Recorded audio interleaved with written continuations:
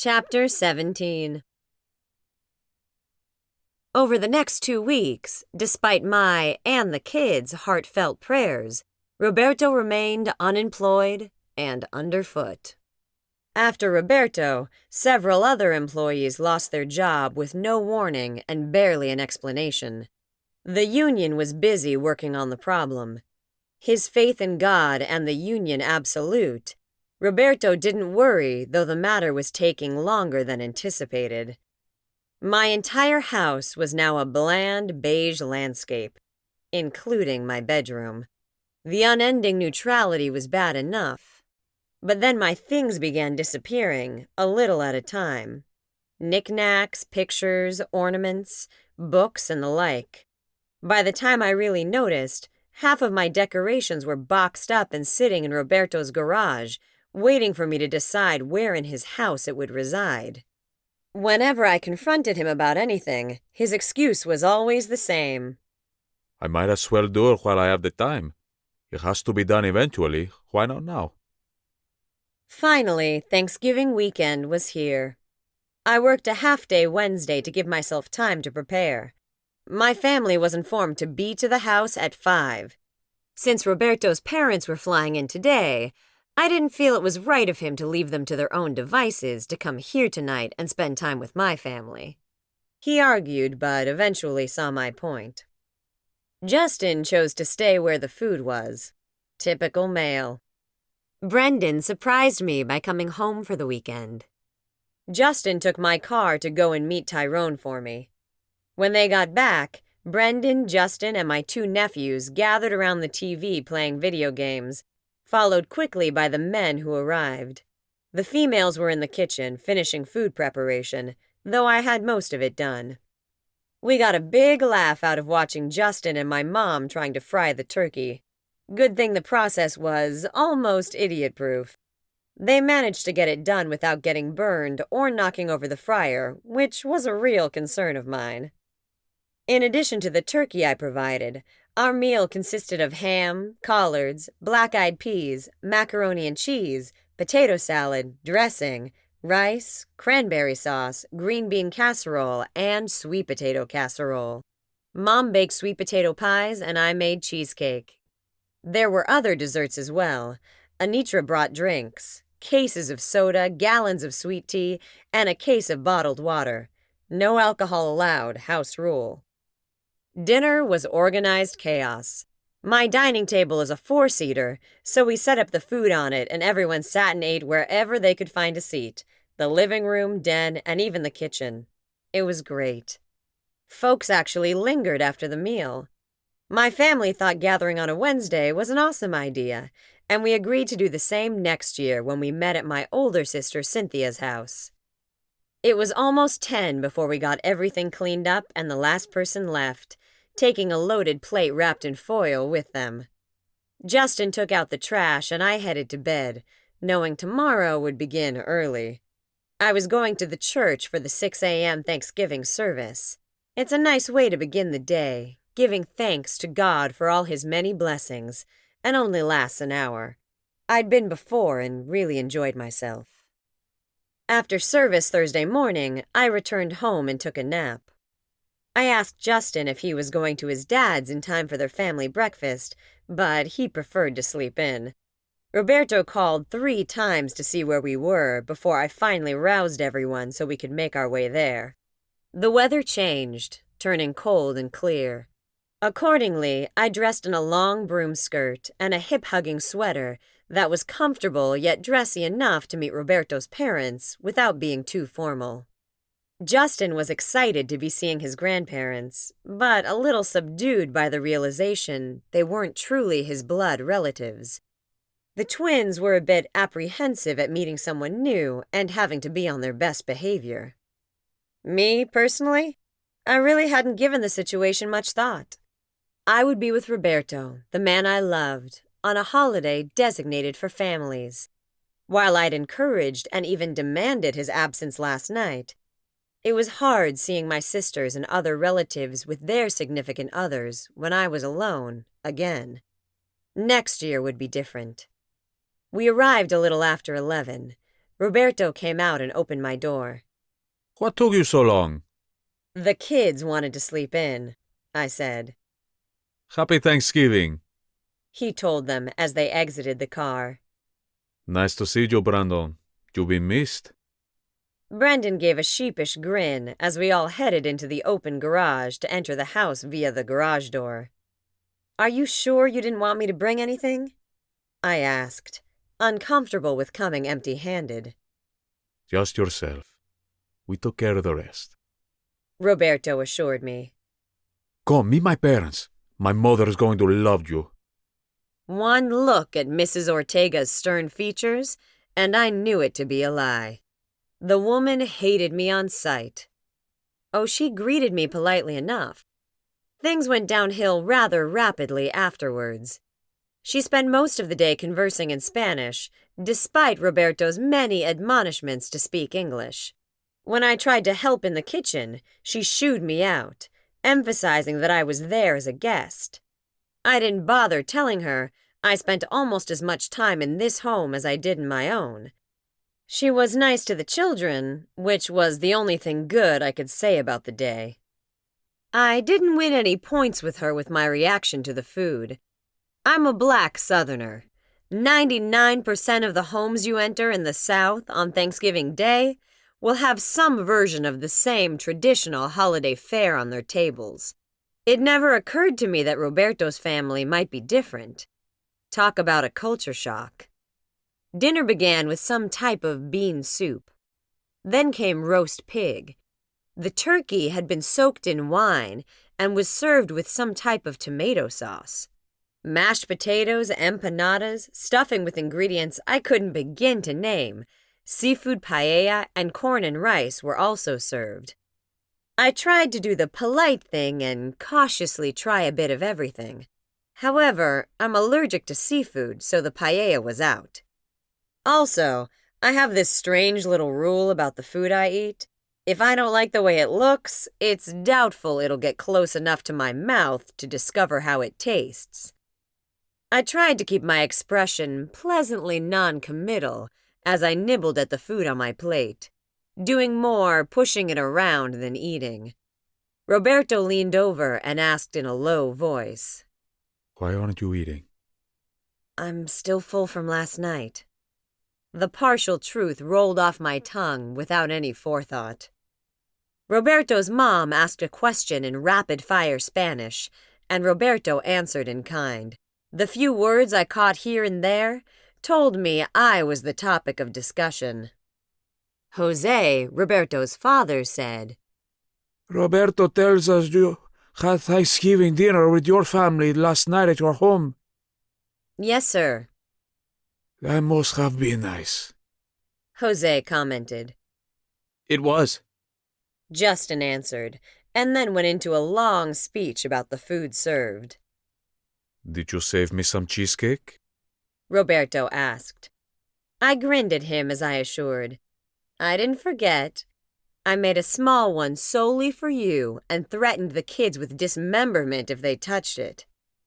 He captured my hand, brought it to his lips, and kissed the back of it before laying it on the table and covering it with his.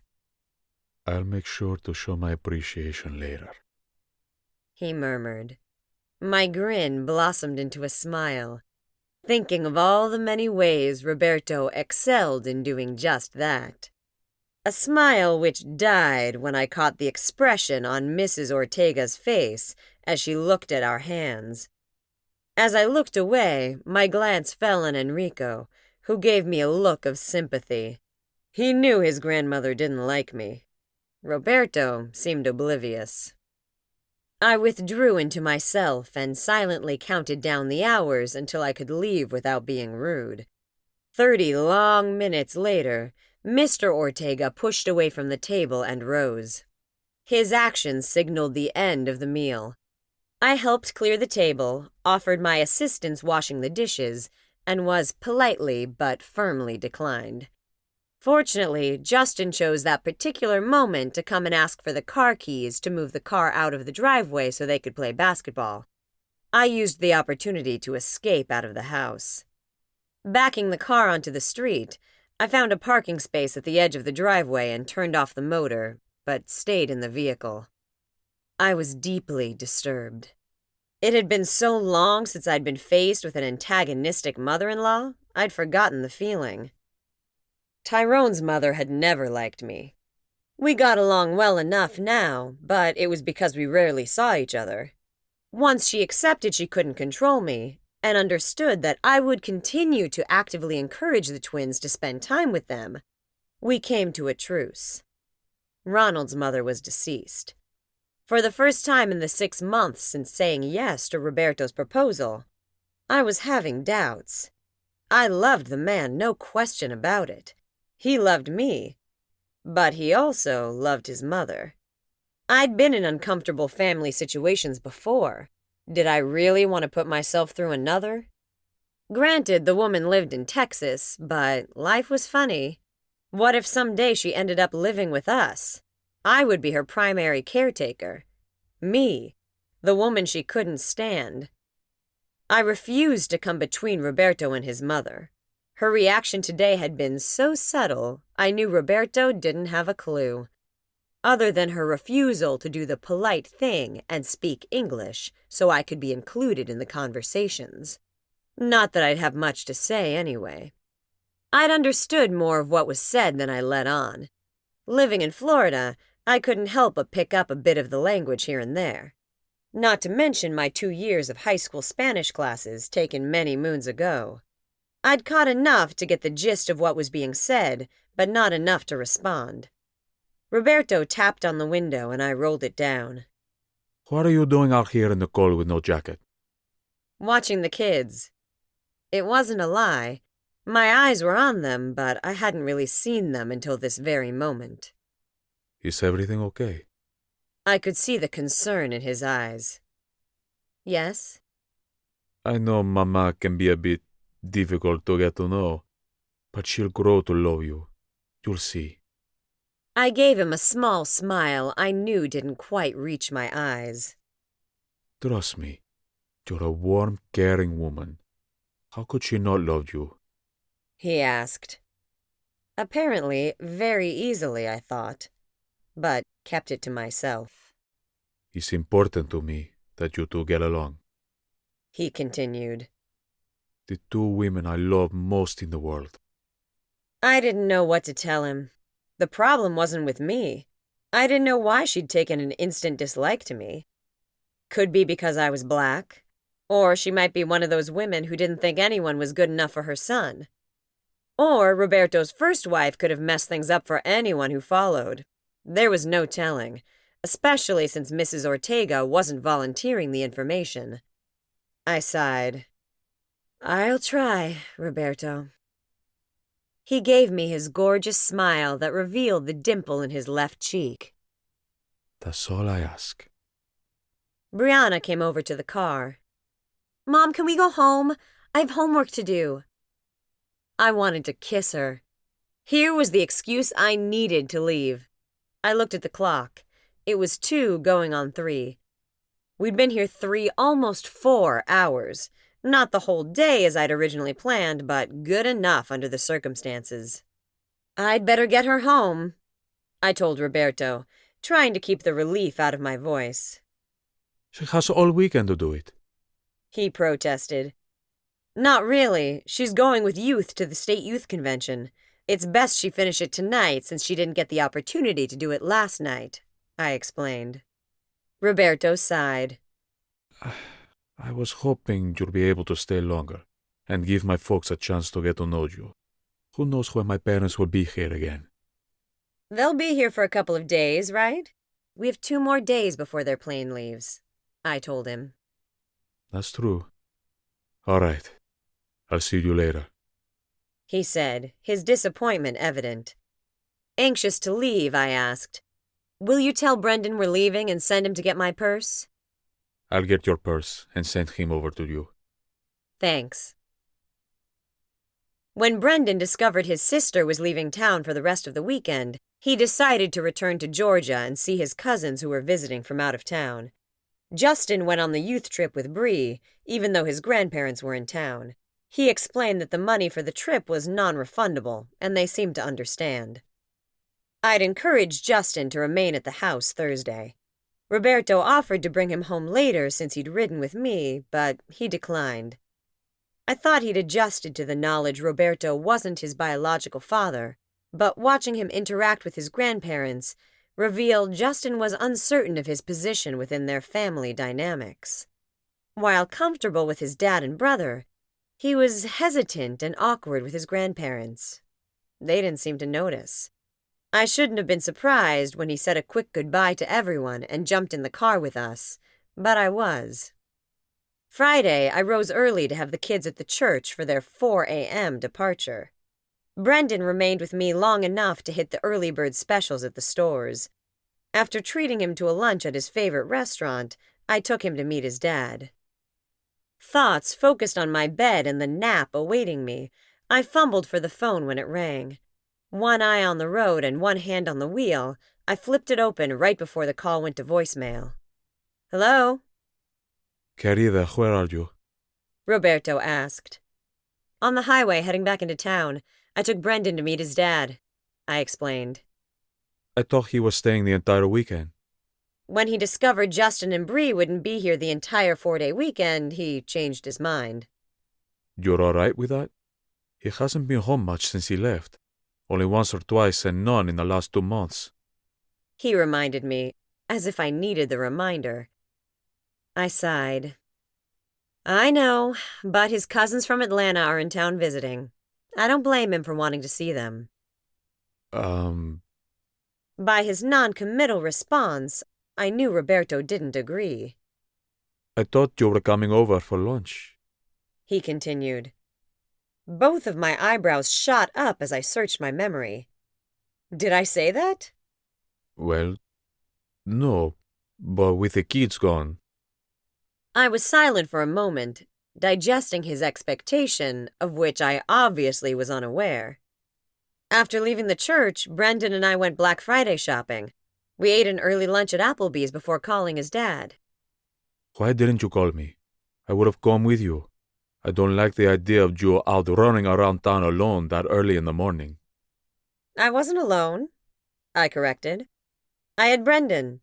I would have mentioned it, but I didn't want to pull you away from your parents. Roberto was silent.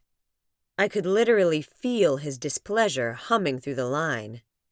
My concern is for your safety, and my parents could easily have come with us. There were so many replies I could have made. They hovered at the tip of my tongue. I wanted to remind him I'd been taking care of myself for a long time, and while I appreciated his concern, it wasn't necessary. I also wanted to tell him his mother didn't like me, and subjecting myself to more of her displeasure would have taken the fun out of what I was doing. Bargain hunting. I considered apologizing for being inconsiderate, but that would have been a lie. Instead, I did none of the above and simply stated, Roberto, I need to get off the phone. Traffic's heavy and getting worse with all the game day travelers. Right at that moment, a semi blared its horn at a minivan that cut in front of it going slow. Since it was next to me, I know Roberto heard it. You're coming over now? He pressed. I thought of my purchases filling the trunk and back seat, the nap I wanted to take, and muffled a sigh. On my way, I promised. Good. I'll see you soon, He said, and disconnected the call. As I tossed the phone into my purse, I silently prayed. God, please help me to be kind and pleasant to Mrs. Ortega and to show Christian love.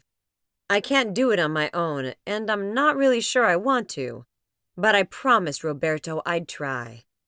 I know being nice is the right thing to do. The thing you'd have me do. So help me. Please. I arrived at Roberto's about 2. I can't say the rest of the day was fun, but it was tolerable. Roberto must have said something to his mother because her manner was nicer. Not friendly, but no longer overtly hostile. She made it a point to speak English and inquired about me, my children, my work. Okay, it was an interrogation, but an extremely polite one. I wouldn't have minded, but Roberto had gone silent on me. He said and did all the right things, but I felt like there was an invisible wall between us. He had the air of a man with a lot on his mind, and none of it pleasant. At several points during the evening, I sent him inquiring glances, and outright asked twice if everything was okay. He denied anything was wrong, and continued to act as though he didn't know what I was talking about. I knew it wasn't my imagination, but if he didn't want to talk, I wasn't going to pry it out of him. I went home around 9, totally exhausted from the early hour I'd arisen and the strain of being polite. I unloaded the car, dumping everything on the living room floor to be put up later. Most of it was Christmas gifts needing to be hidden until I could wrap them. Saturday was another busy day. I cleaned and did laundry. Roberto's parents were leaving tonight, and the kids were due back from the youth convention around 6. Bree called when they were 15 minutes away, and I rushed out to the church to meet the van. Once they had all their gear stowed, I dropped Bree off to the house while Justin rode with me to Roberto's to spend time with his brother and grandparents before their flight.